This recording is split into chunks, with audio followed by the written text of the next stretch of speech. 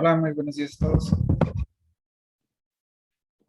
Buenos días, Buenos profe. días. Buenos días, profe. Buenos días.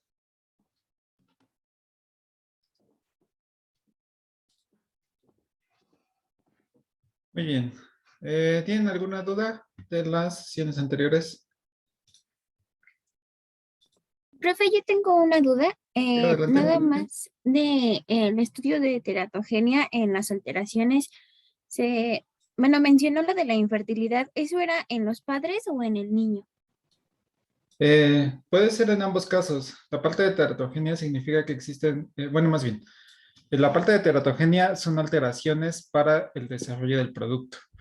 En este caso sería de los niños que nacen. Es posible que existan algunos efectos que puedan generar infertilidad en los padres, pero inclusive puede ser que estos desarrollos bueno, que se generan durante el embarazo puedan ser heredados a los hijos y estos presenten también infertilidad. Entonces, teratogenia en el sentido más estricto son modificaciones que alteran directamente a los niños, a la parte de la progenie. Algunas modificaciones pueden generar infertilidad, pero no tienen que ver con mecanismos teratogénicos. Gracias, profe. ¿Sí? ¿Alguien más?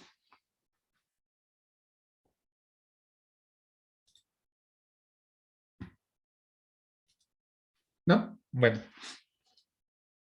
Estábamos revisando los principales fármacos teratogénicos y algunos de los mecanismos de acción de este tipo de fármacos.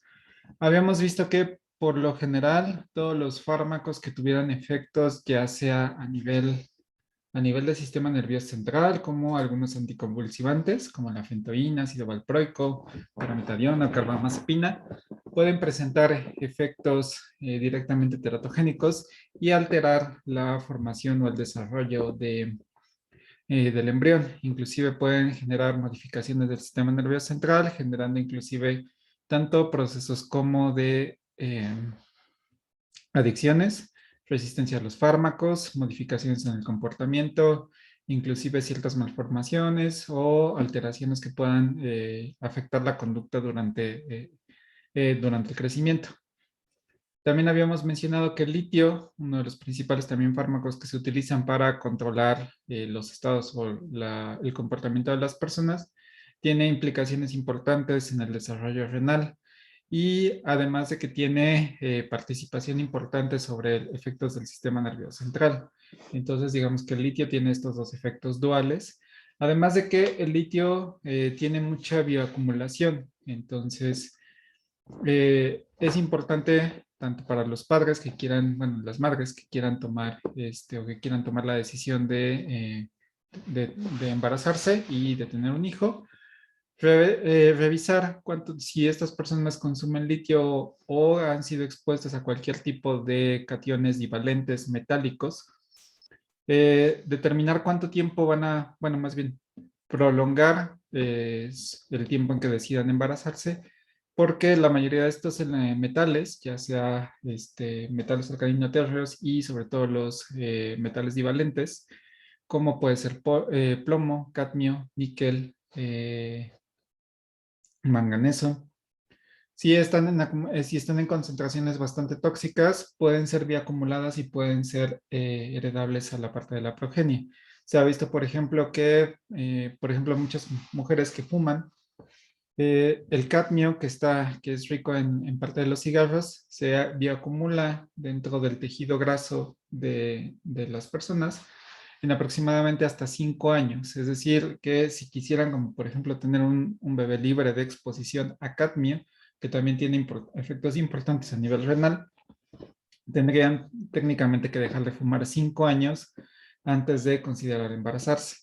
Entonces, muchos de estos fármacos se van bioacumulando. En algunas ocasiones, si existen estos cambios de peso, ya sea durante la parte del desarrollo de la progenie o durante inclusive algunos efectos metabólicos que hayan tenido, pues es más fácil que estos fármacos que estén bioacumulados se liberen al organismo y puedan ser fácilmente, pueden llegar rápidamente hacia la parte de la progenie. También lo que se ha visto, por ejemplo, es que fármacos que llegan a ser citotóxicos o que modifican el desarrollo del ciclo celular, como el metotrexato, que es un fármaco anticancerígeno, también tiene efectos sobre la replicación y estos llegan a ser más agresivos, ya que como su mecanismo de acción está ligado a la parte de citotoxicidad, es decir, están generando muerte celular para evitar el desarrollo del cáncer, pues eventualmente sí, en las primeras etapas del desarrollo embrionario, lo principalmente que se está viendo es una aceleración de replicación de células de forma acelerada, pues tiene efectos importantes en etapas tempranas del embarazo. Esto inclusive puede generar malformaciones bastante severas que inclusive lleven al aborto del niño durante el primer trimestre. Entonces también hay que cuidar esta parte. Y los andrógenos también nuevamente, como son hormonas, también tenemos efectos importantes, porque la mayoría de las hormonas tienen efectos a nivel de DNA, es decir, favorecen la expresión de nuevos genes y favorecen la formación de nuevas proteínas. Entonces, las terapias hormonales durante el embarazo llegan a ser bastante agresivas, sobre todo porque tenemos un desbalance. Aquí la recomendación, por ejemplo, muchas veces se recomienda, bueno, se utilizan terapias hormonales para favorecer el embarazo. En el caso, por ejemplo, de que estamos hablando ya, si quieran embarazarse una mujer por encima de los 36, 37 años, muchas veces van con un endocrinólogo para estar monitoreando cómo está el perfil hormonal, sobre todo para favorecer el embarazo y que no sea de alto riesgo para la madre. Se llega a hacer una terapia hormonal y se intenta más o menos regular que estos niveles hormonales se mantengan durante todo el estadio. Entonces, de igual forma, se tiene que estar controlando porque si tenemos un desbalance en algún tipo de hormona, estos podemos incrementar la liberación de otras hormonas vecinas que puedan eventualmente generar cambios relativamente importantes. Entonces, técnicamente, durante el embarazo se tiene que tener mucho cuidado con los tratamientos, en todo momento estar orientados por parte de un médico. Y en ocasiones, si no hay, digamos, si la enfermedad o la patología de la madre llega a ser muy agresiva, se pueden poner en consideración qué es lo que se prefiere, sacrificar un poco la salud de la madre durante los 9 meses que dura la gestación del embarazo, o estar jugando con ciertos tratamientos alternativos, o inclusive, pues si ya pone en peligro la vida de la madre, pues ella tendría que tomar una decisión si prefiere sacrificar o bueno, digamos, arriesgar el producto o simplemente favorecer como la vida, ¿no? Sobre todo estos casos se ven muy agresivos o muy así, extremistas cuando la mujer tiene cáncer. Entonces, si una madre tiene cáncer durante este periodo, pues muy posiblemente tenga que decidir si continúa con su tratamiento de quimioterapia o continuar con el embarazo y dejar que el cáncer avance durante estos 9 meses. Oiga, profe, ¿Sí? ¿y, y qué es lo que pasa, o, o más bien qué es lo que puede ser de una mujer que tuvo cáncer y después quiere embarazarse? O sea, también se da esta bioacumulación, como en el caso del cadmio. Sí, muchos tratamientos se llegan a bioacumular. Normalmente, por ejemplo, bueno, la mayoría de los tratamientos anticancerígenos son ricos en platino. Entonces se ha visto, por ejemplo, el cisplatino, el tratamiento principal para el tratamiento de cáncer, pues se ha visto que sí tiene cierta bioacumulación. Eventualmente, pues estos metales sí se llegan a estar presentes un poco, se llegan a transmitir a la parte del feto. Sí llega a haber ciertas alteraciones, por ejemplo, un poco de falla del desarrollo renal, un poco de falla en el desarrollo cardiovascular. Muchas veces lo que se está haciendo es monitorear constantemente cómo va el desarrollo. Se puede disminuir un poco la dosis de los tratamientos de quimioterapia o utilizar tratamientos un poco menos agresivos, ya sea algún tipo de anticuerpos u otros fármacos que no puedan interferir directamente con el desarrollo del embrión. Pero lo que normalmente se hace es suspender estos tratamientos durante todo el embarazo hasta que termine y entonces continuar. y pues con la, digamos, con la repercusión que dependiendo del tratamiento puede generar esta bioacumulación y puede tener modificaciones directamente al, pues al niño. Entonces, sí es una decisión bastante importante y depende mucho del tratamiento de cada persona. En ocasiones llegan a tener, por ejemplo, un poco de metotrexato, los suspenden durante el embarazo, termina el embarazo y pueden continuar y realmente no hay mucha modificación o el cáncer se mantiene controlado de manera correcta.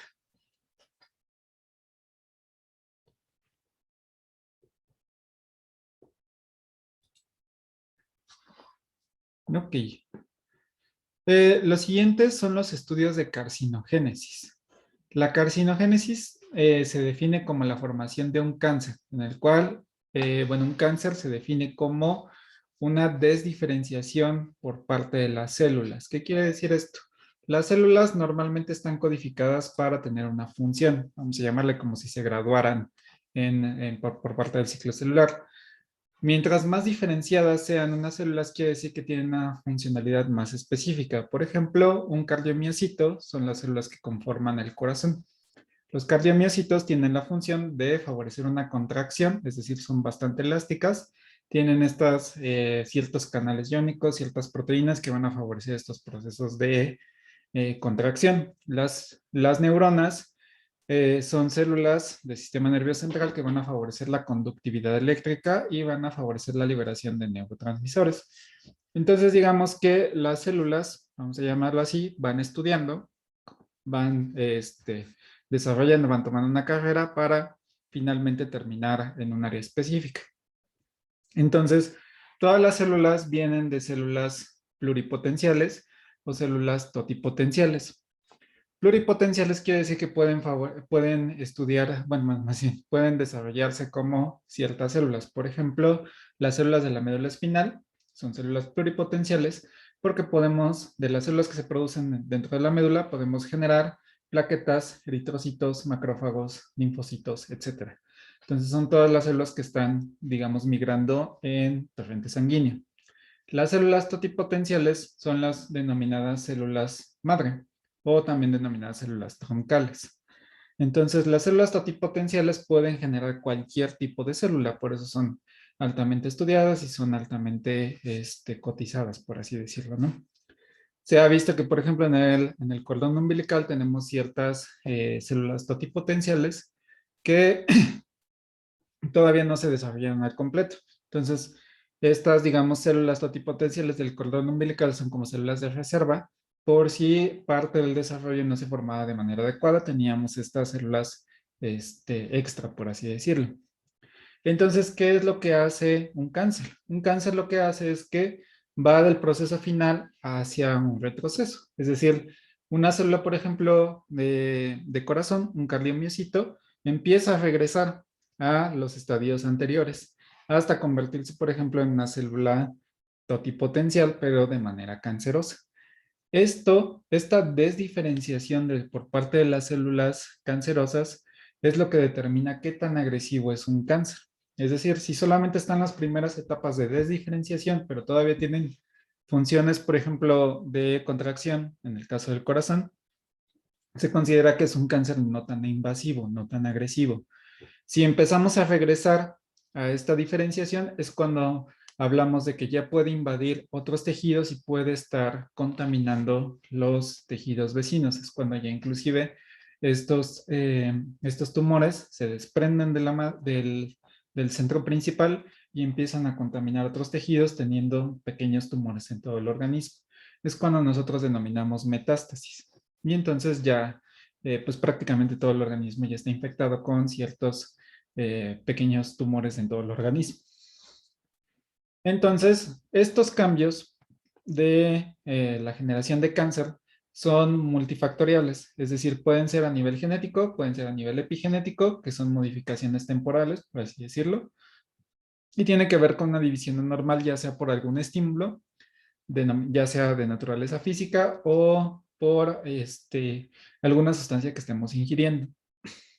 Entonces, específicamente, ¿qué pasa? Tenemos durante la división celular, lo que hace la célula es que tenemos diferentes filtros de seguridad que van a asegurar que la célula, la célula que se vaya a dividir tenga todo el material genético y las proteínas necesarias para generar una célula hija, digamos, funcional.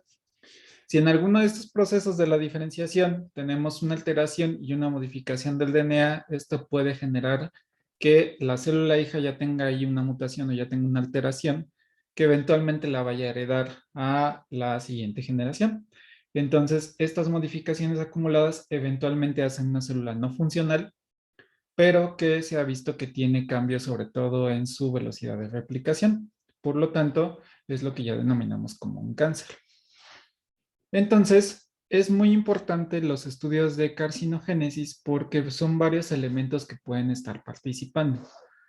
Puede ser, por ejemplo, que la cantidad de, por ejemplo, especies reactivas de oxígeno son radicales libres que se encuentran dentro del organismo, se incremente durante el tratamiento de alguno de estos fármacos y esta sustancia, estas especies reactivas de oxígeno pueden favorecer la generación de cáncer. Por ejemplo, puede ser que si el fármaco tenga efectos sobre algún proceso de la división celular y genere aquí alteraciones, pues esto eventualmente puede desarrollar algún cambio en la formación de cánceres.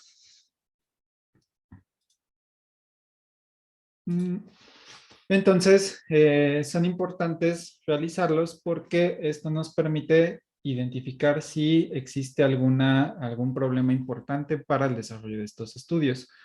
Entonces, siempre se tienen que realizar los estudios de carcinogénesis. Normalmente, si en los estados preclínicos se llegan a hacer estas pruebas con células para identificar cómo está la división celular.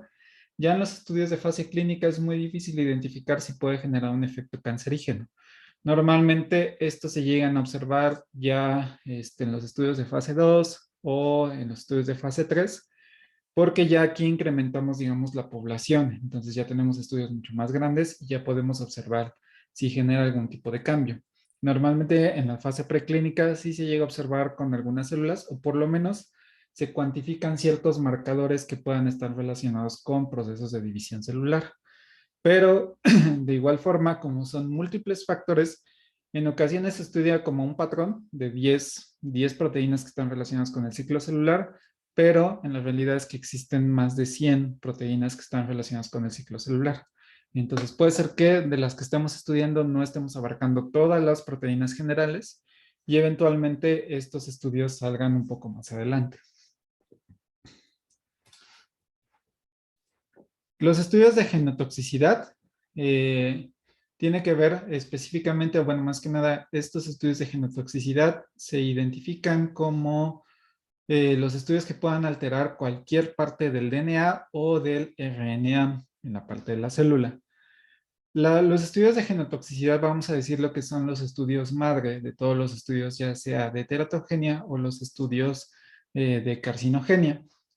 Porque los estudios de genotoxicidad abarcan, por ejemplo, si tenemos cambios en las células germinales, es decir, en las células que se van a heredar, entonces, ¿qué podemos observar? Podemos generar esterilidad en la primera fase, directamente en la parte de, de los padres, pero también podemos tener enfermedades genéticas que puedan ser relacionadas con un solo gen. Por ejemplo, puede ser hemofilia, puede ser la fibrosis cística, algunos problemas de anemia. Se ha visto que solamente es un gen el que está modificado y ese gen es el que puede estar generando o causando esta enfermedad.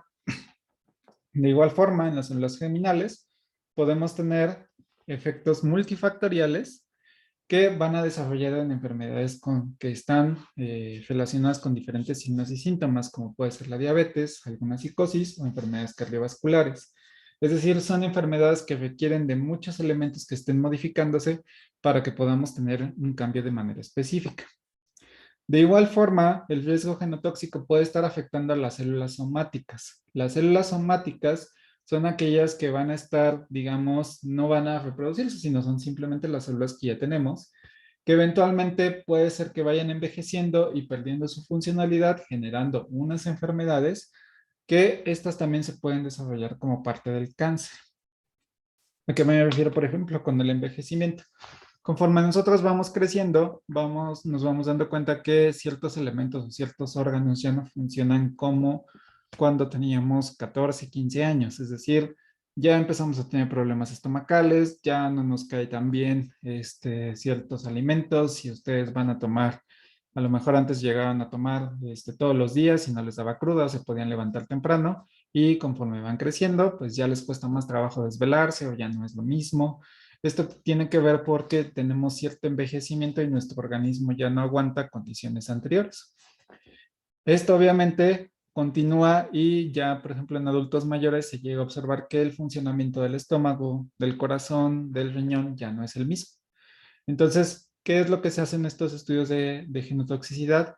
Identificar primeramente si tenemos algún elemento cancerígeno, como en la diapositiva anterior, si tenemos elementos teratogénicos, que también son muy importantes, y sobre todo, aquí estamos viendo si podemos evaluar cierta mutagenicidad, es decir, que puedan generar mutaciones que estén relacionadas con los elementos que están aquí, ya sea de un solo gen o de diferentes genes.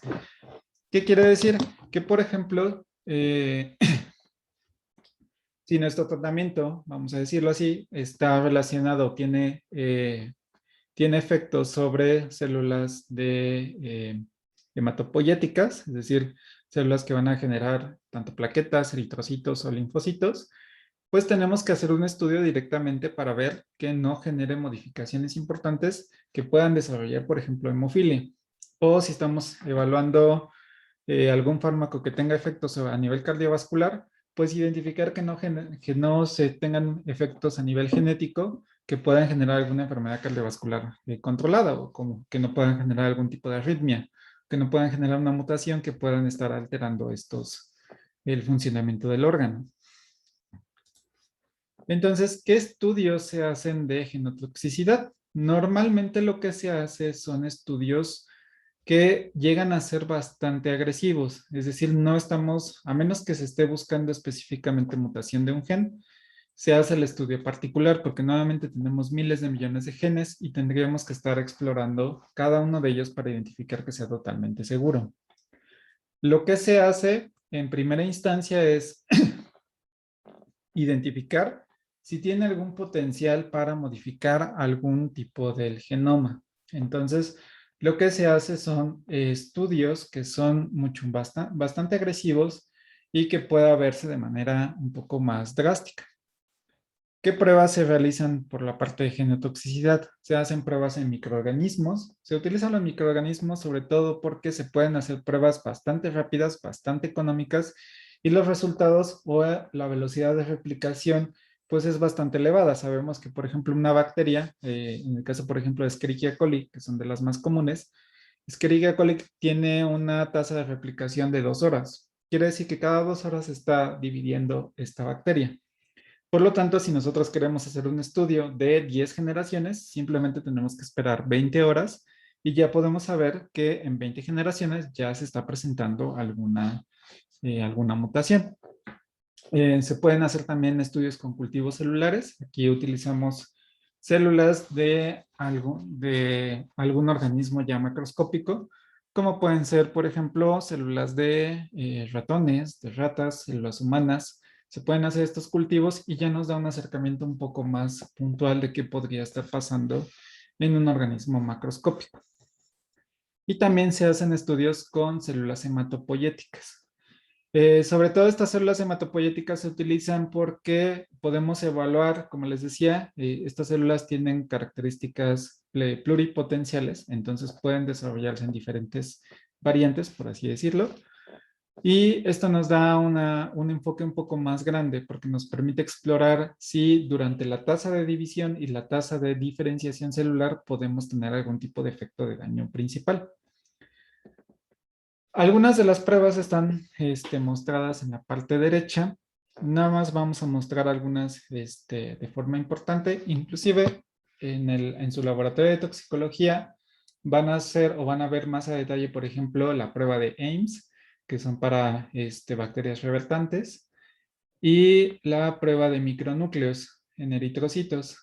Estas se hacen en el laboratorio de toxicología, se evalúa mucho más claro cómo es el mecanismo, cómo se puede hacer esta cuantificación, pero lo que podemos ver, por ejemplo, es que tenemos una prueba de mutación a nivel bacteriano, tenemos toxicidad genética en Escherichia cólica, tenemos un test de aberración cromosómica en mamíferos. Las aberraciones cromosómicas solamente se utiliza para identificar los cromosomas, ver cómo están los cromosomas y ver si de forma macroscópica tenemos alguna alteración. Sabemos que tenemos, al hacer un cariotipo, vemos los cromosomas. Y en ocasiones lo que se llega a observar es que estos cromosomas, a lo mejor en algún punto,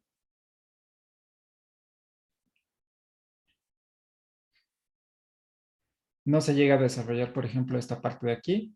Una de las extremidades no se desarrolla. Entonces ya asumimos que tenemos una modificación de manera muy importante.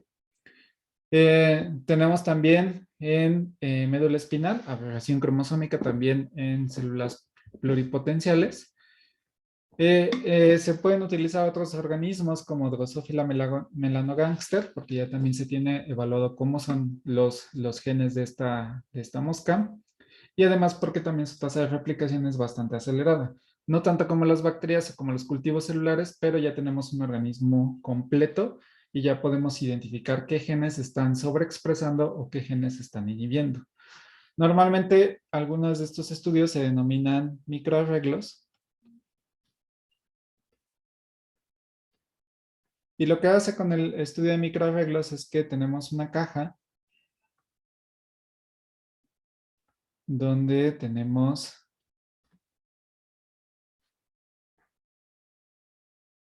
dejen que respondan.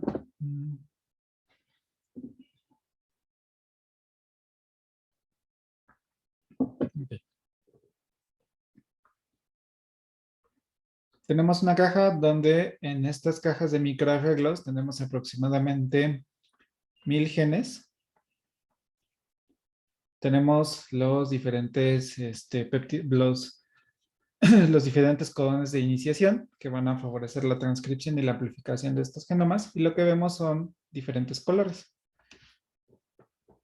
Entonces, por una serie de colores, lo que se ve al final en el estudio es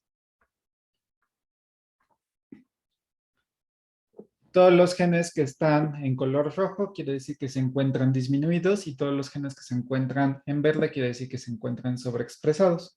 Entonces, esto nos permite hacer una comparación de manera general de qué genes están modificando.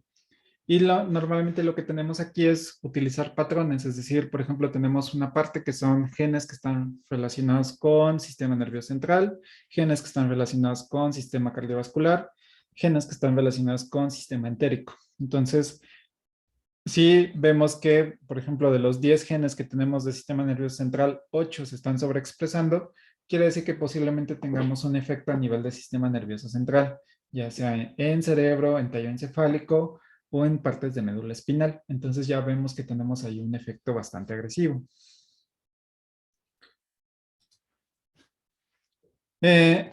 Nada más de forma general, la prueba de Ames, lo que se hace es utilizar una cepa de salmonela. Esta cepa de salmonela se va a adicionar con un poco de extracto de hígado de rata. ¿Por qué el extracto de hígado de rata? Porque el hígado tenemos las principales enzimas que van a metabolizar todos los genobióticos. Entonces, al adicionar este extracto de hígado, pues, y juntar con el fármaco de interés, pues vamos a determinar si el metabolismo de este fármaco, de esta sustancia, puede generar compuestos que sean potencialmente genotóxicos. Entonces, ¿cómo hacemos el diseño experimental? Colocamos nuestra cepa con el extracto de hígado aquí, y de ahí tenemos nuestro grupo control y nuestro grupo tratamiento. En este no tenemos el mutágeno, entonces este es nuestro control. Y aquí tenemos nuestro tratamiento. Los cultivamos en un medio que no tenga histidina.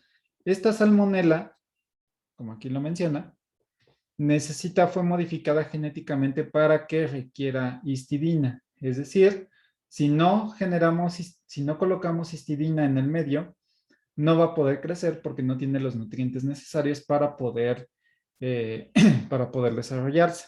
Entonces, ¿qué es lo que se ha visto? Que muchas veces las bacterias en condiciones de estrés, en condiciones que no son favorables para su desarrollo, pueden favorecer la inducción de mutaciones. Entonces, estos mutágenos en algunas ocasiones van a favorecer o van a potenciar estos procesos de mutaciones. Si es el caso que el mutágeno genera mutaciones, lo que va a favorecer es que el crecimiento de la bacteria se vea potenciado. ¿Y esto por qué tiene que ver? Porque esta molécula está generando modificaciones en el genoma que va a permitir regresar o, digamos, disminuir la mutación que tiene la bacteria para poder desarrollarse en este medio que sea mínimamente de histidina. Es decir, va a generar modificaciones que modifique el metabolismo y permita su desarrollo de manera óptima. Mientras que, por ejemplo, aquí en el control, vemos que el desarrollo es muy poco. Y estas pequeñas bacterias que están aquí se le denominan como revertantes naturales.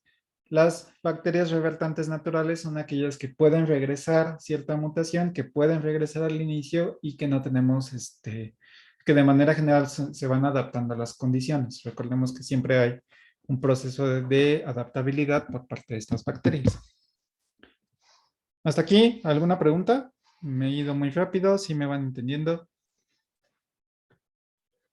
Profe, entonces, donde está el tratamiento es un medio con poca histidina o sin histidina.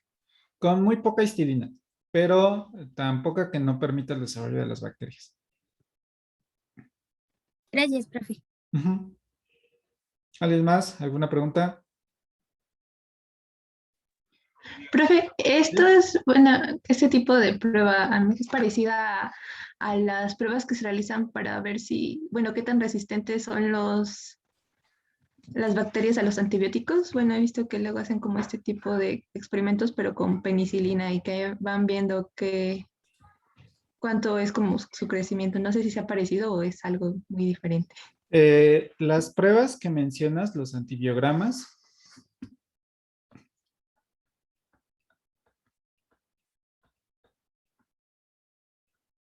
los antibiogramas muestran adaptabilidad a diferentes antibióticos.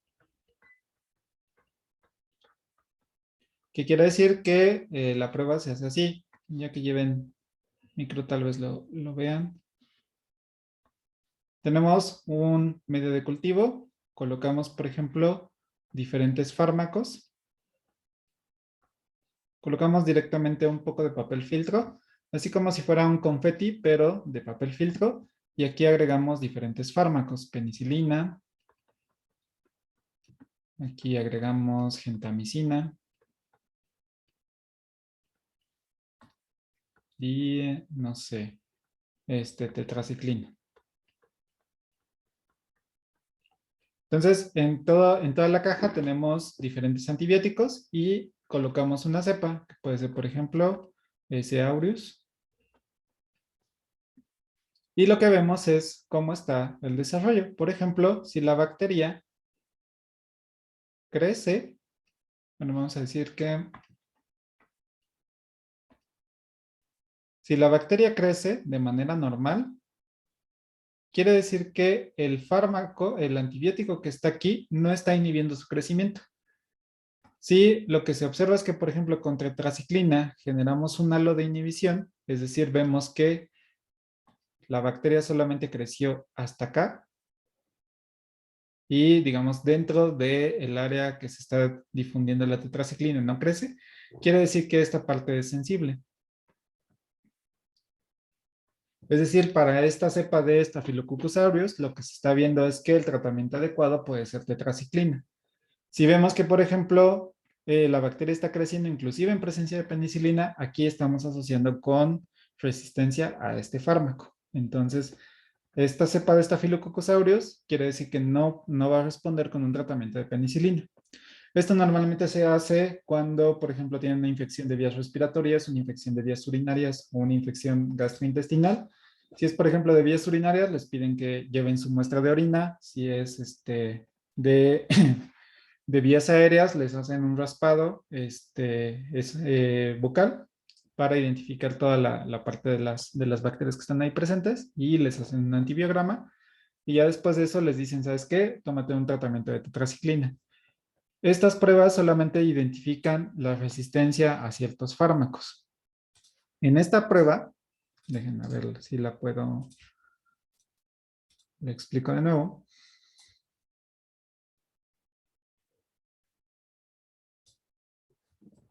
Digamos que la salmonela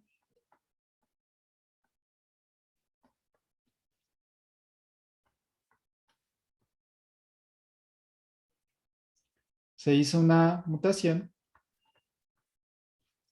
para que su desarrollo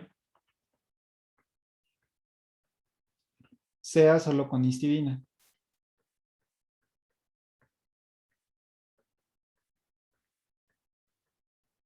Es decir, que si hay algún otro tipo de nutriente, algún otro tipo de carbohidrato, algún otro tipo de aminoácido, no va a replicarse porque solamente está codificada para que crezca en un medio que tenga histidina.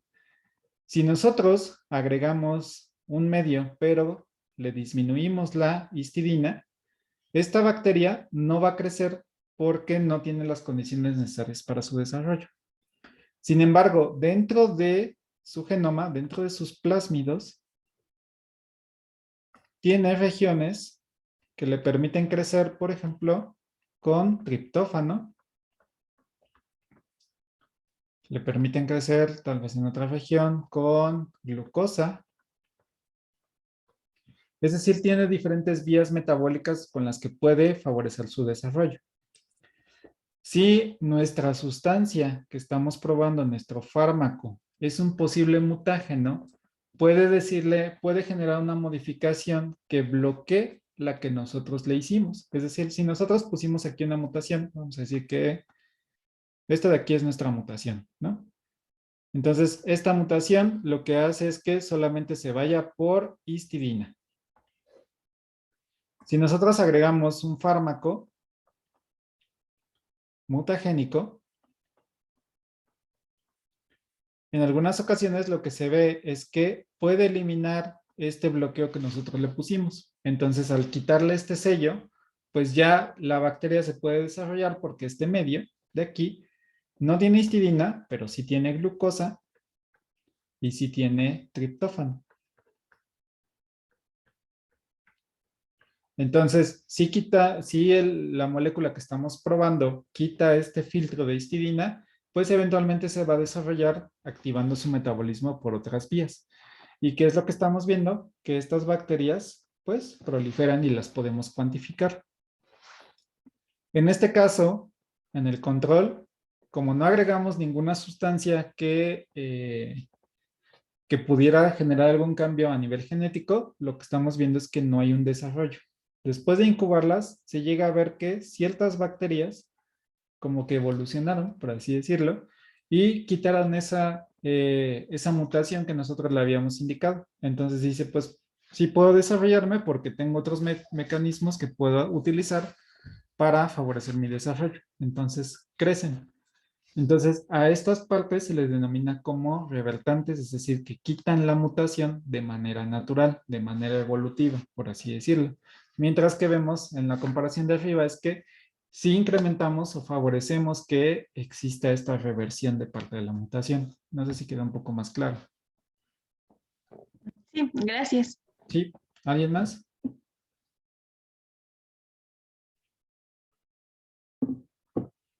¿No? Bueno.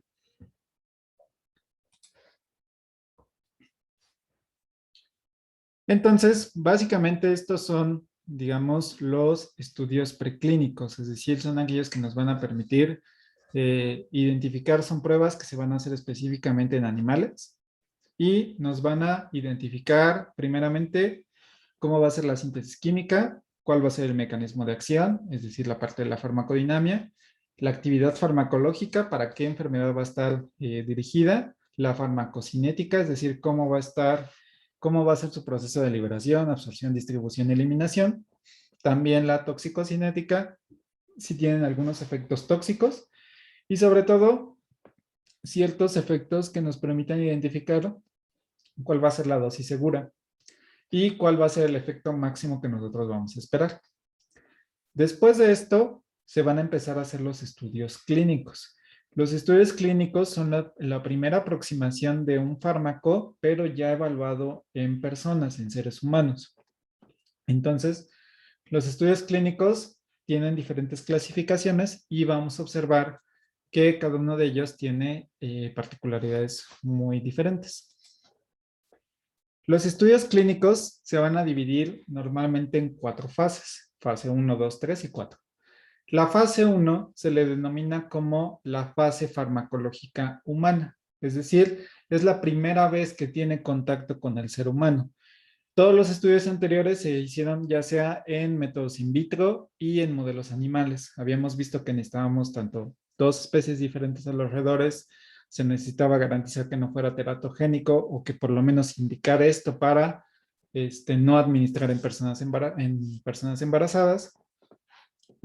También, por ejemplo, que no tuviera, que sea seguro, que no tuviera tantos efectos tóxicos e identificar cuál va a ser la dosis que se puede administrar en seres humanos. Entonces ya tenemos una idea de más o menos qué es lo que podemos esperar, si podemos esperar ciertos efectos adversos, ciertos efectos secundarios, y también garantizar que no sea tóxico para las personas, es decir, que su actividad terapéutica sea superior a los efectos tóxicos.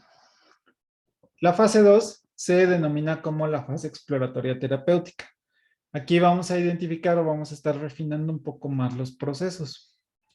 La fase 3 se le denomina como la fase confirmatoria terapéutica, es decir, ya estamos más seguros de lo que estamos observando.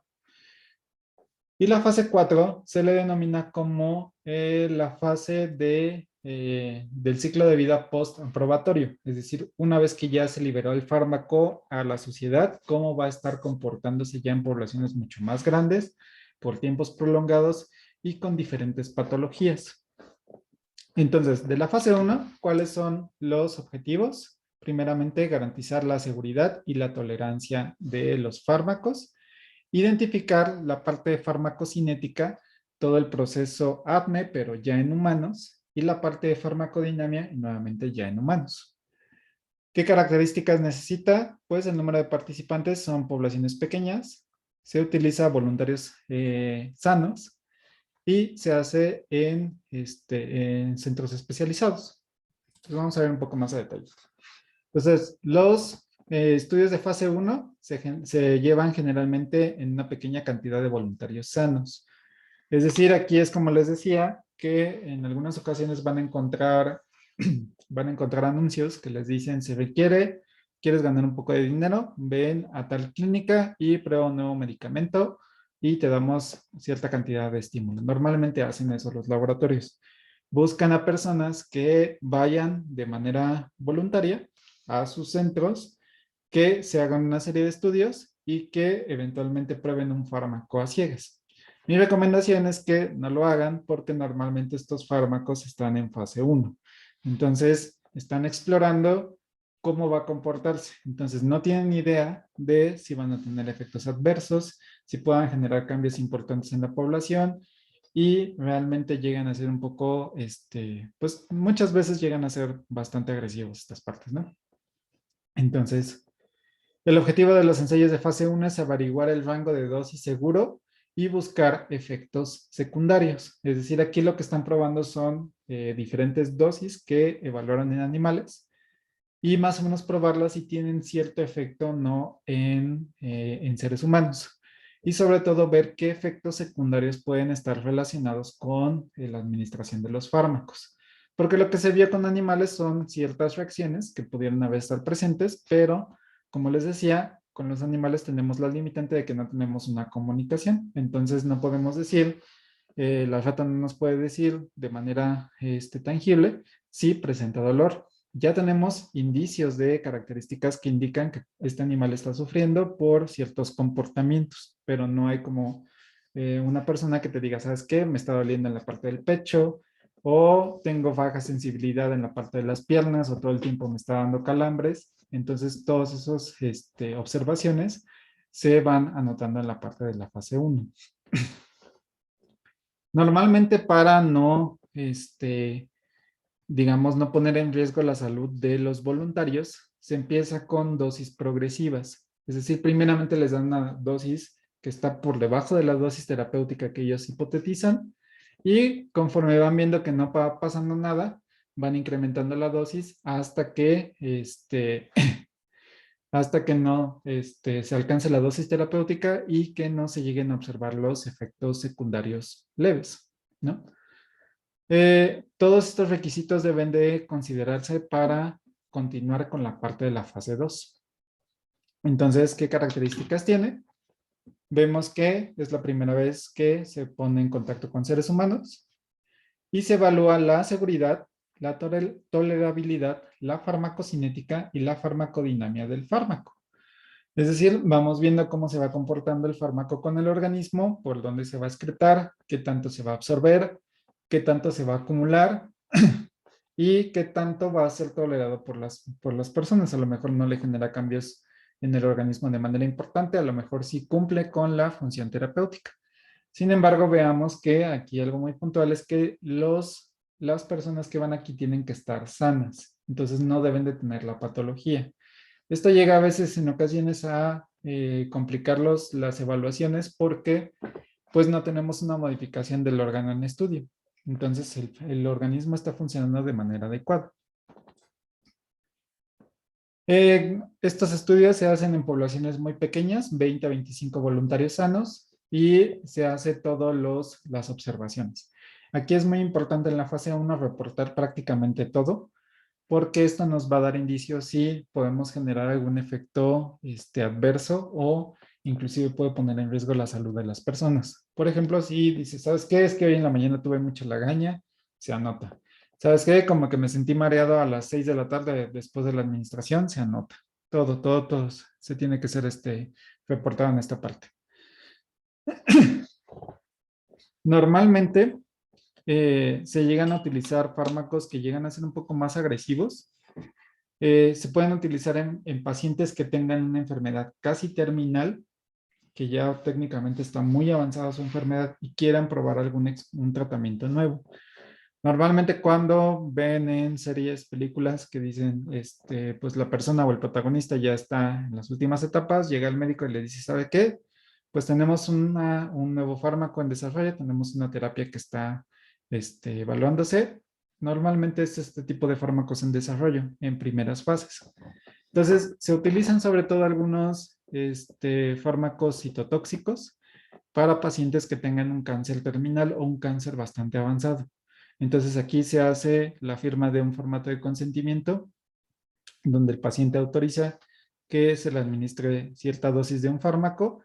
Obviamente no les dicen qué fármaco es porque nuevamente está en esta parte de privacidad. Entonces nada más les dicen es un tratamiento experimental. ¿Quieres recibir el tratamiento? Y dicen, bueno, ok.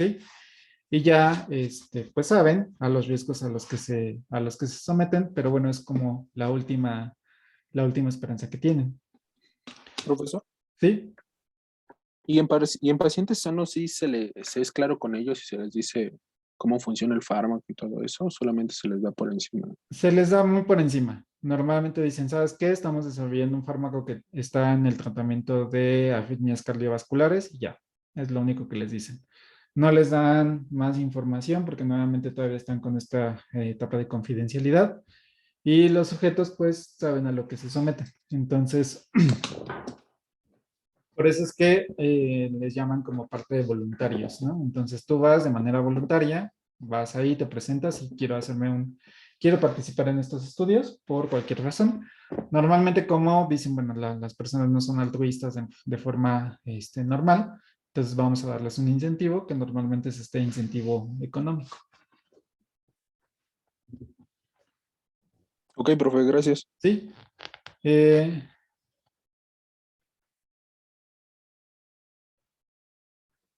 Normalmente en estos estudios se utilizan principalmente hombres.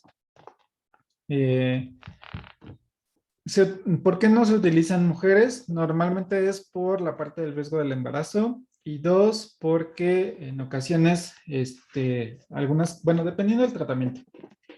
Si el tratamiento tiene que ver con algunos o está regulado por factores hormonales, normalmente se utilizan nombres porque digamos que la interferencia de los estrógenos y de los andrógenos es menos complicada que solamente estudiar los andrógenos. Entonces, digamos que a nivel hormonal, los hombres como nada más se puede ir toda la parte de los andrógenos y es más o menos controlable, es mucho más fácil estudiar estos. Y además de que no tenemos cambios hormonales tan frecuentes como por ejemplo en el caso de las mujeres que durante el ciclo de menstruación pues tenemos picos elevados de estrógenos, principalmente de estrógenos en parte de las mujeres. Entonces normalmente se utilizan estudios en hombres. Pero si el estudio no requiere tantos elementos importantes relacionados con las hormonas, se pueden utilizar de ambos tratamientos. De hecho, poco a poco la legislación está intentando buscar o utilizar poblaciones mixtas para identificar estos efectos, digamos, de manera más fácil. Pero todavía tiene cierta tendencia al estudio principalmente con hombres para pues, evitar tantos efectos secundarios o que puedan estar inclusive afectando la parte del embarazo si generara algunos efectos citotóxicos.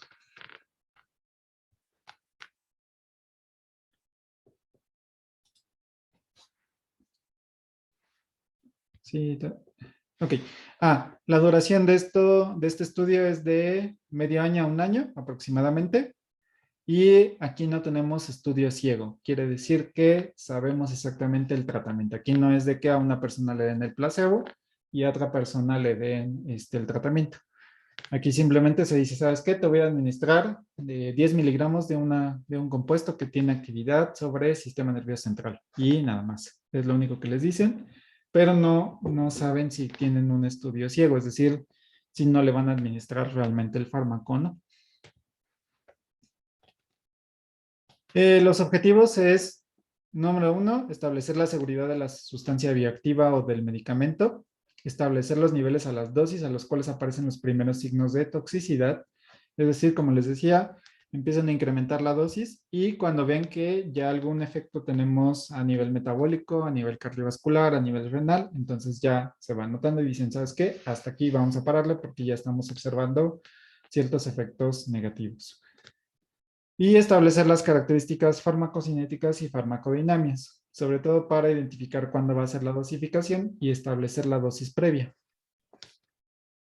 Y aquí el objetivo es principalmente determinar la dosis máxima tolerada del nuevo tratamiento.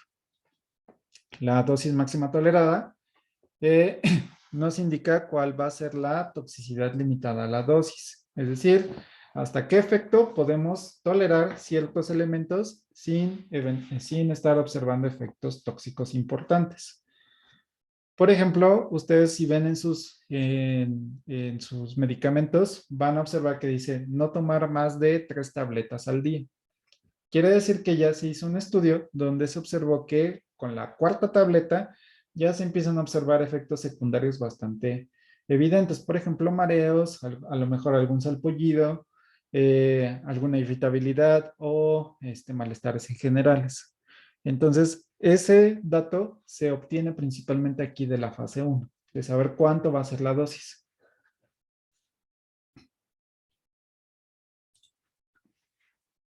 Luego tenemos... ¿Sí? Tengo una duda de la fase 1. Por Sí, ejemplo, adelante. si hay muchos como efectos secundarios en las personas, modifican, no sé, el medicamento o algo así y vuelven a experimentar, o sea, como que vuelven a hacer todo el experimento con animales y todo eso. Si, por Y es que hay ejemplo, se llega a muchos... observar que, por ejemplo, el tratamiento que tenemos a nivel cardiovascular, se ve que la dosis terapéutica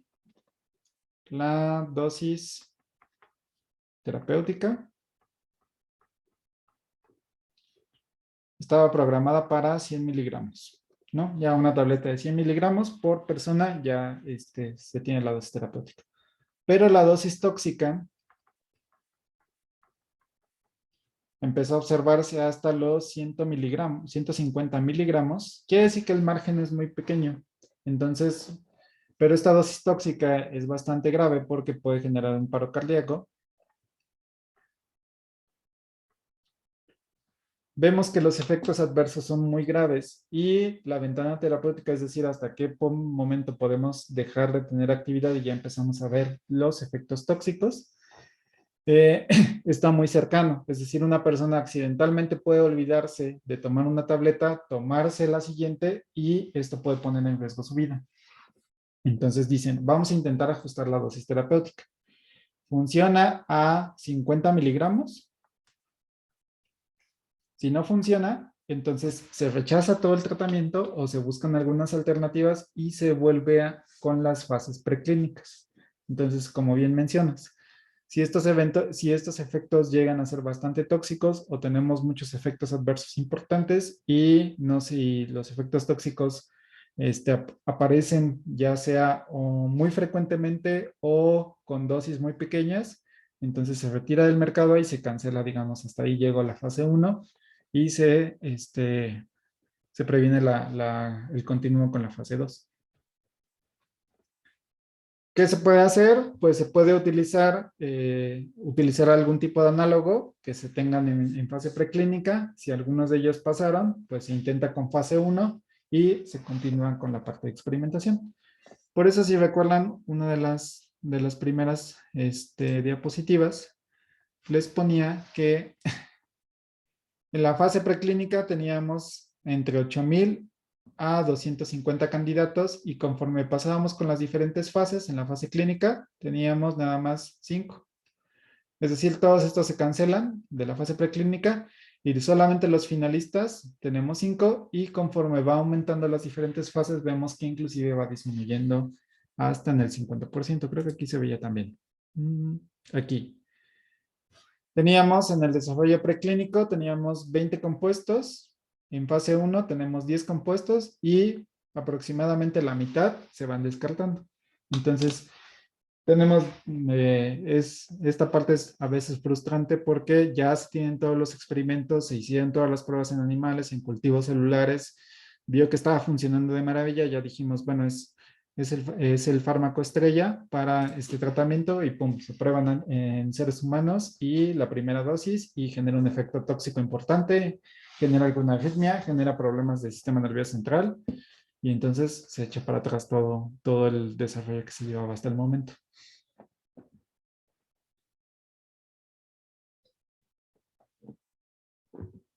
¿Alguna otra pregunta? Gracias, profe. Sí. Profe, entonces, si se tienen estos fármacos, bueno, en una que mostró tenían como 10 fármacos en la fase 1, entonces también pueden probarse esos fármacos como a la vez, bueno, en diferentes grupos, o nada más es como de fase 1 para este fármaco, y si se rechaza, pues volvemos a ocupar un análogo, o se pueden ir utilizando como al mismo tiempo, como de, bueno, creamos como que varias fases 1 con diferentes fármacos. Se puede. Si entendí bien es, por ejemplo, tenemos, vamos a llamarle que desarrollamos el fármaco 1, ¿no? Con cloruro, ¿no? Y el fármaco 2 con un bromo, ¿no? Por decir un medicamento X. Entonces, este se probó en fase 1. Se vio que genera paro cardíaco. Y se rechaza.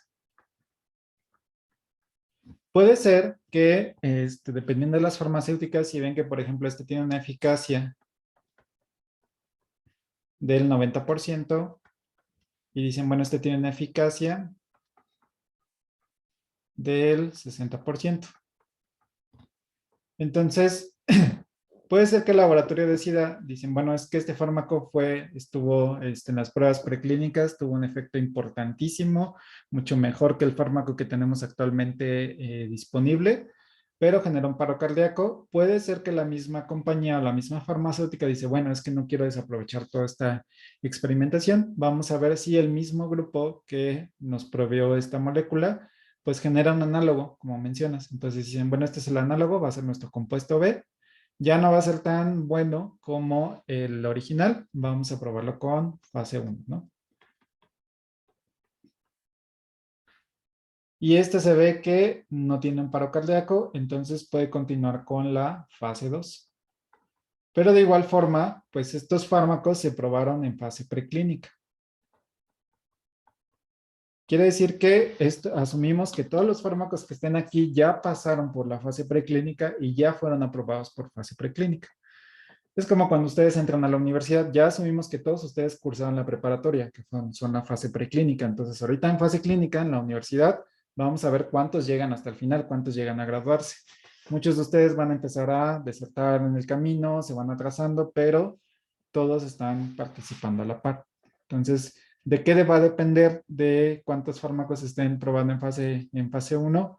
Pues número uno, de la inversión económica que tenga el laboratorio y sobre todo los resultados que hayan salido en la fase preclínica. Si ven que, por ejemplo, este tiene una eficacia del 60% y el fármaco, digamos, en el mercado tiene una eficacia del 70%, dicen, no sé si me conviene invertir tantos millones de dólares en este fármaco que tiene menos eficacia que el que ya está disponible en el mercado.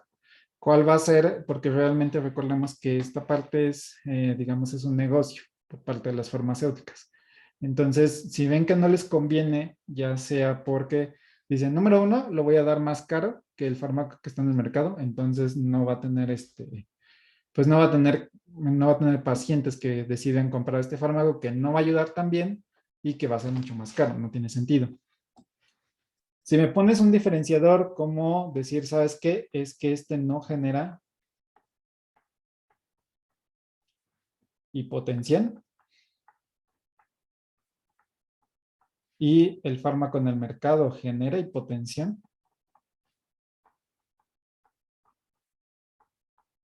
Dicen, bueno, ya tenemos un diferenciador importante. Este fármaco no es muy bien tolerado por las personas porque genera hipotensión, pero este nuevo fármaco no genera hipotensión, entonces podemos utilizarlo en personas que tengan presión arterial normal o presión arterial baja.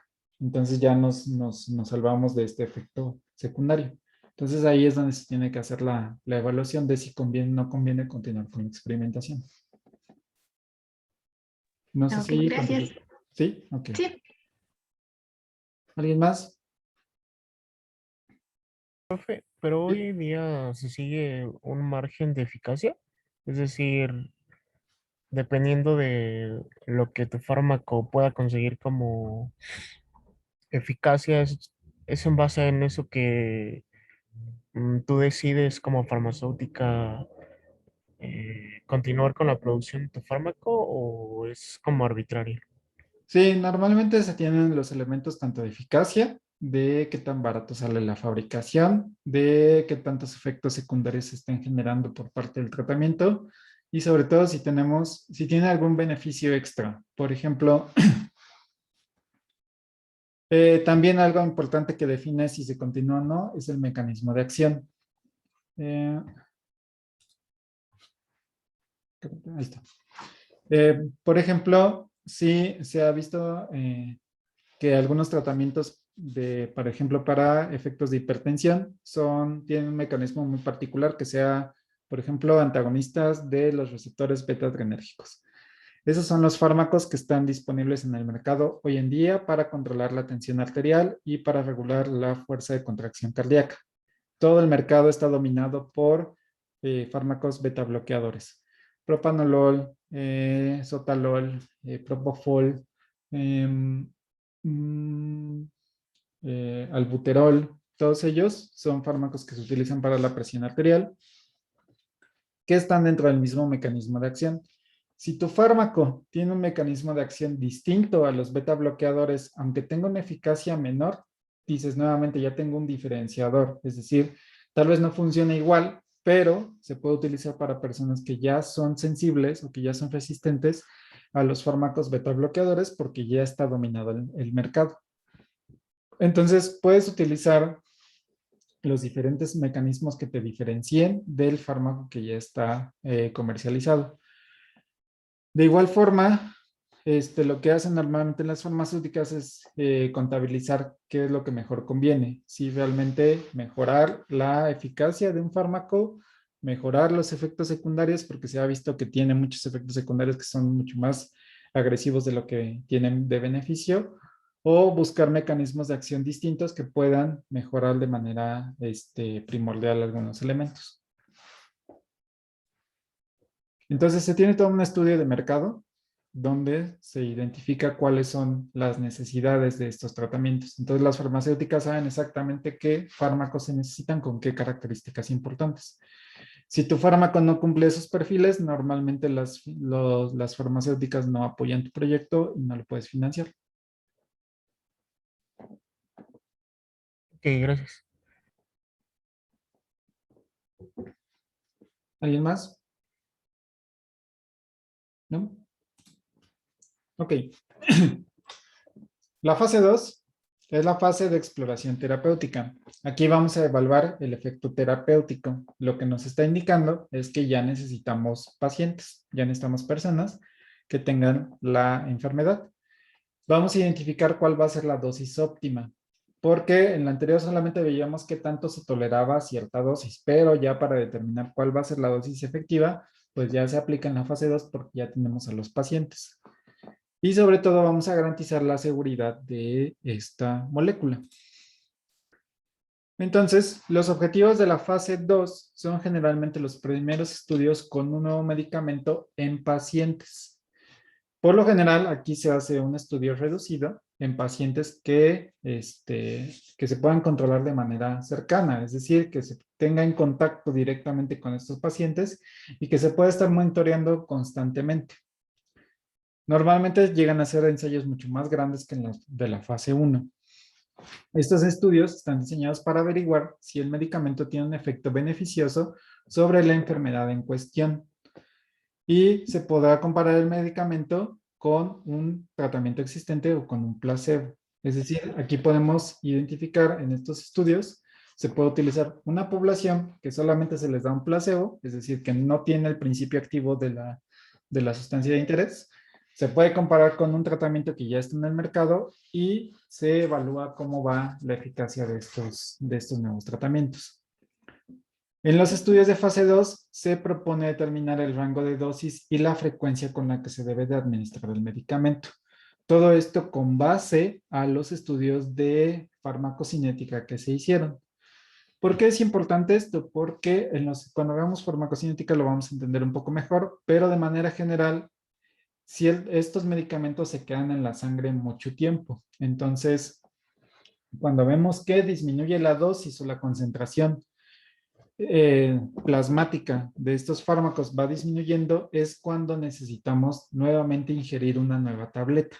Entonces, esto para mantener que todo el tiempo en nuestro organismo tengamos una concentración constante de este fármaco y que esté generando ese efecto de forma adecuada. Por ejemplo, cuando ustedes tienen algún tratamiento, por ejemplo, de una infección, les dice su médico que se tomen el antibiótico, dependiendo de la dosis, puede ser una tableta por 7 días. Entonces, quiere decir que se ha garantizado que esa tableta va a durar o va a mantener las concentraciones plasmáticas constantes por 24 horas. Y cuando vemos que está disminuyendo es cuando se administra la segunda dosis, es decir, al día siguiente se toman la siguiente tableta y nuevamente se van a mantener las concentraciones. Esto garantiza que todo el tiempo tengamos la dosis efectiva en todo momento para que esté realizando su efecto en el organismo. Y sobre todo aquí ya se empieza a controlar de manera efectiva los efectos secundarios. ¿Por qué? Porque ya estamos evaluando una población más grande y ya estamos evaluando en personas que tengan la patología. En los estudios de fase 2 se hace un ensayo exploratorio terapéutico. Aquí vemos que tenemos hasta inclusive 10 veces más el número de sujetos de experimentación. Y aquí ya tenemos pacientes, entonces ya tienen que tener ya deben de presentar la condición patológica. Y se debe de monitorear los efectos secundarios y evaluar de manera primordial la seguridad.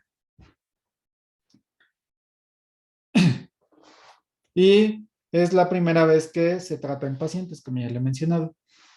Y aquí, ¿cuánto tiempo dura? Pues puede durar nuevamente desde 6 meses hasta varios años, dependiendo de si se presentan o no se presentan efectos adversos de manera importante.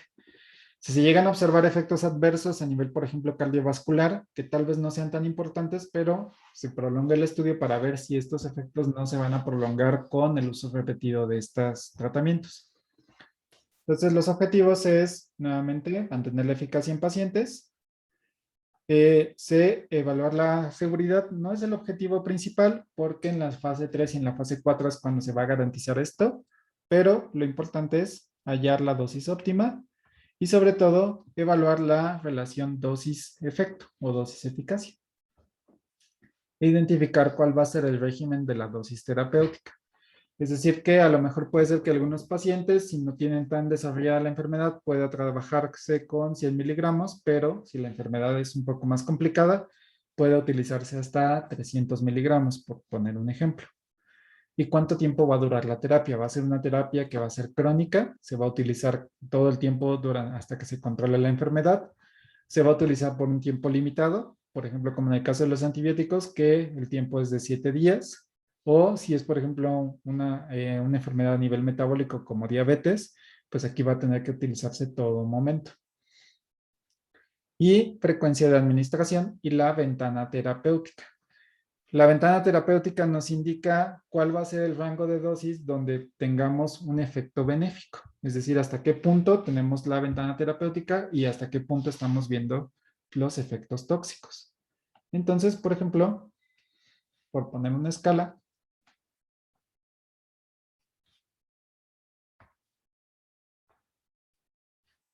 aquí tenemos dosis de 100 miligramos, 200, 300, 400, 500, ¿no? Estos son miligramos por tableta. Entonces, la ventana terapéutica nos dice a partir de qué dosis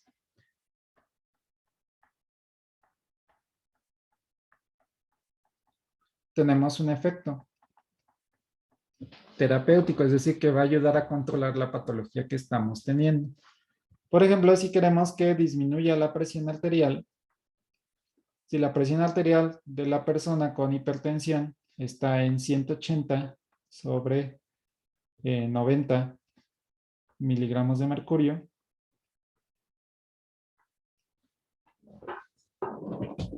milímetros de mercurio, perdón.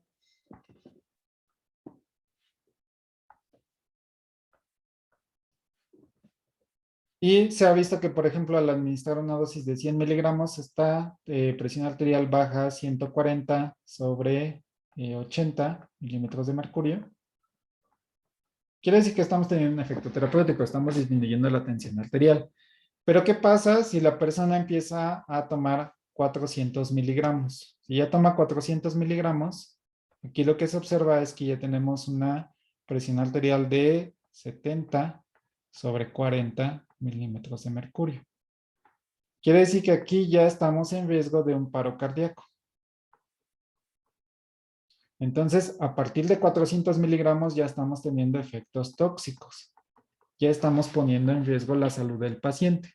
Entonces, se ve que hasta 300 miligramos es bien tolerado por el paciente, pero si subimos la dosis ya tenemos un efecto todavía más agresivo que puede poner en riesgo la salud del paciente. Esto se le denomina la ventana terapéutica. ¿Hasta qué punto sigue siendo seguro y tenemos un efecto benéfico para el organismo?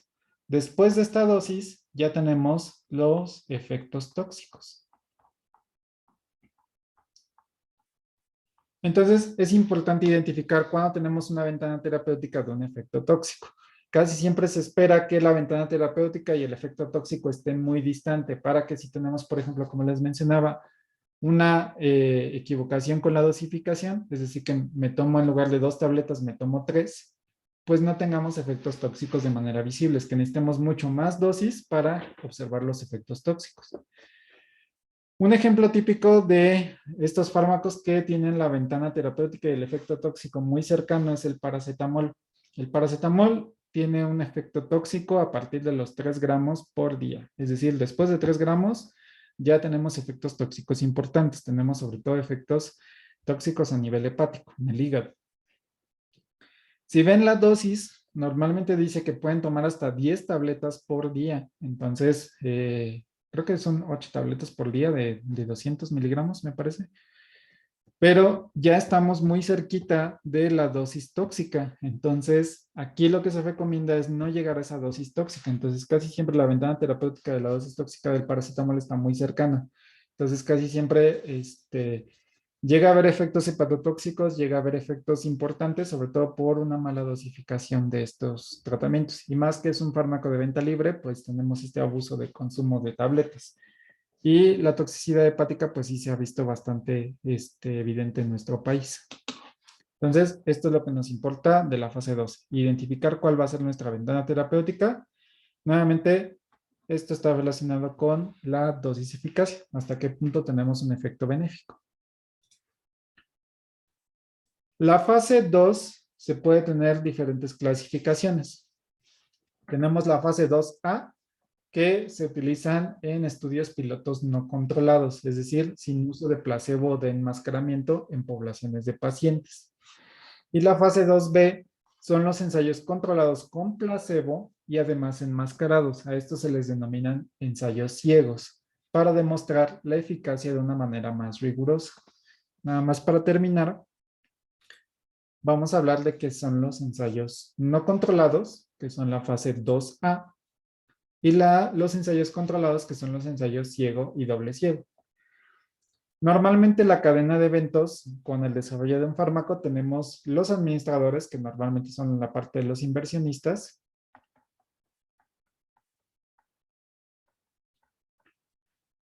Y, por ejemplo, los líderes de un hospital. O de la farmacéutica. Entonces, los administradores son los que están monitoreando cómo se está comportando el desarrollo de la fase 1. De ahí, quienes van a ser los que van a aplicar o los que van a estar monitoreando va a ser el personal médico y también la parte de algunos farmacéuticos. Es decir, algunos químicos que estén evaluando todos los ensayos clínicos, todas las pruebas metabólicas, todas las pruebas de comportamiento van a estar asesorados tanto por el personal médico como personal de laboratorio. Y después tenemos los pacientes. Es decir, nuestros diferentes grupos que estemos evaluando. En la fase 2A, veíamos que tenemos un estudio piloto no controlados, es decir, que no tenemos el estudio del placebo del enmascaramiento. Quiere decir que en los ensayos 2A, todos los pacientes saben exactamente qué se les está dando y casi aquí no tenemos uso de placebos. Los ensayos no controlados indican que puede ser que tengamos un grupo control y un grupo de prueba, pero ellos saben exactamente qué están tomando. Es decir, van a decir, ¿sabes qué? Tú vas a ser el grupo de prueba, te voy a dar esta tableta, pero realmente la tableta solo tiene los excipientes, no tiene el principio activo. Entonces dice, bueno, entonces me la voy a tomar y no me va a pasar nada. Y entonces monitorean cómo está la respuesta. Cuando ya avanzamos a una fase 2B, ya tenemos ensayos controlados, con placebo y enmascarados. Aquí, ¿qué es lo que pasa? En un ensayo ciego, los inversionistas o los administradores saben exactamente quiénes son los grupos y quién es quién. Los médicos saben exactamente a quién le están dando el tratamiento y a quién le están dando el placebo. Pero los pacientes no saben si están recibiendo el tratamiento o solo están recibiendo un placebo. ¿Por qué son importantes los estudios ciegos? Porque garantizan que los resultados que se observan no tienen cierta tendencia, no están ciertamente manipulados. Por ejemplo, si ustedes saben que una sustancia les va a hacer algún beneficio, pues ya se precondicionan a que les va a generar algo. Por ejemplo, no sé, aquellos que les hayan administrado la vacuna en días recientes, a lo mejor algunos de ustedes se condicionaron y dicen, es que yo ya sé que la vacuna de Schering o la vacuna de Pfizer o de AstraZeneca me va a generar fiebre, me va a tirar, me va a generar un dolor insoportable, me va a dar dolores de las articulaciones. Les ponen la vacuna y dicen, sí, ya me está doliendo la articulación. Van 5 minutos y dicen, sí, ya siento un calambre en la pierna. Ya estoy sintiendo cómo está haciendo efecto la vacuna. Entonces ustedes ya están precondicionados. Entonces puede ser que si el médico les pregunta cómo se sintieron después de la vacuna, ustedes dicen, es que sí, me dio un calambre, yo ya lo sentí.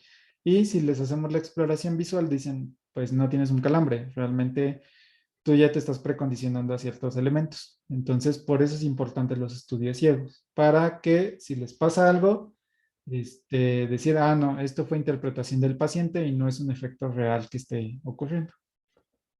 ¿Ok? ¿Preguntas hasta aquí?